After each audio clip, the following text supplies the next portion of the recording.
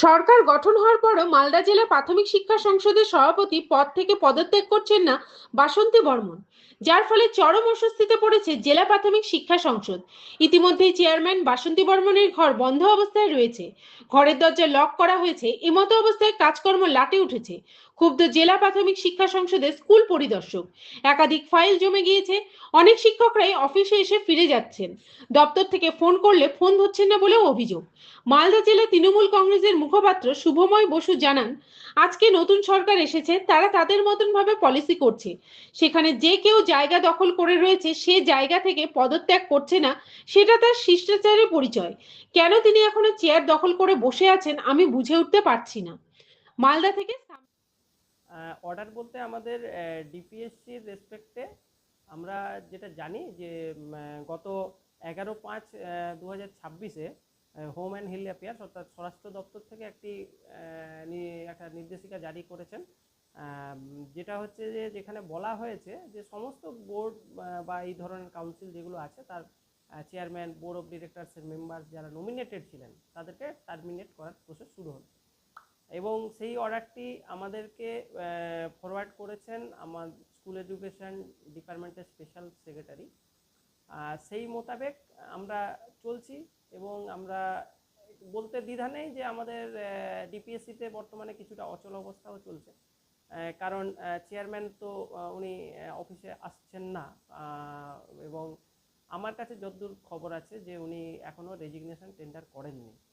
তো resignation tender না করার জন্য হয়তো ডিপার্টমেন্ট সেভাবে কাউকে এখানে চার্জ দেওয়াই বলুন বা নতুন করে কাউকে বসানোর ব্যাপারটাতেও বোধহয় এগোতে পারছে না।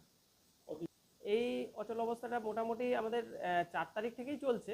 4 তারিখ থেকে প্রচুর দেখছেন ফাইল, এখানে যেটা আমার টেবিলে ফাইল থাকেই না, তো ফাইল জমে যাচ্ছে। এবং আর গত পরশু এবং কালকে আমি দপ্তরের নির্দেশ মোতাবেক যিনি চেয়ারম্যান ম্যাডাম আছেন বাসন্তী বর্মন, ওনার সাথে যোগাযোগ করার চেষ্টা করেছিলাম।